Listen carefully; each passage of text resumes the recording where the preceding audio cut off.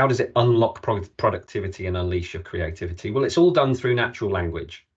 Much the same as referring to ChatGPT earlier, much referring to the same as where you, through natural language, you tell ChatGPT what it is that you want it to help you with. You interact in the same way with Copilot. You use natural language.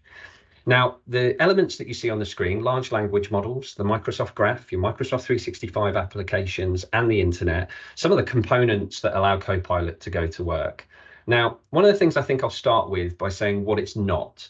So large language models, LLMs, because we abbreviate absolutely everything. ChatGPT is a large language model. What Copilot is not, we are not connecting your organizational data to ChatGPT. We have exclusive instances of large language models, the GPT engines hosted in our Azure OpenAI service. But OpenAI don't actually have access to those models. They're exclusively hosted in our Azure data centers. But in terms of your Microsoft Graph, that's information that already exists within your organization that you allow Copilot to reason over, but then allowing it to knit the information together.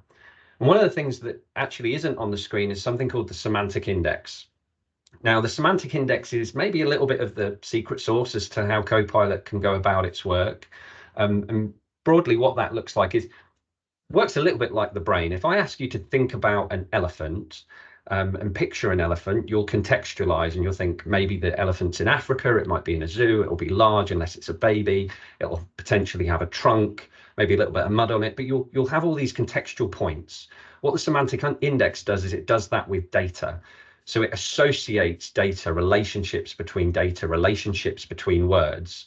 So if, say, for example, you were searching for the monthly sales report, it understands that the monthly sales report is an Excel file, understands that Katy produces that Excel file. Katy works in finance and she produces it on the final Friday of every month, and it's hosted in this location, allowing Copilot to bring the information back to the right users, because we're going to cover security in this one as well, but bring the information back based on the prompt that you give it.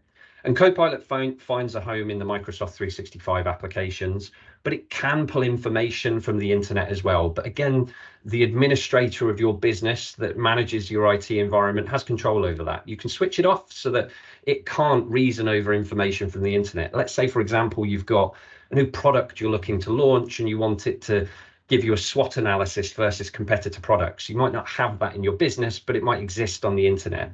If Copilot was allowed to access the internet, it could reason and bring that information in for you. But again, you have control over that.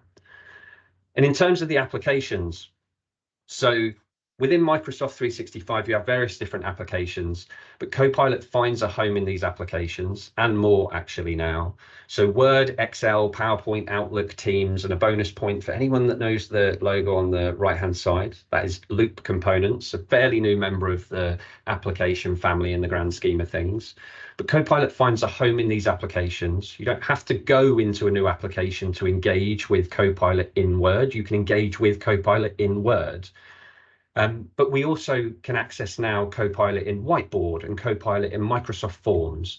It's a continual expansion of the offering based on the applications that exist as a part of Microsoft 365.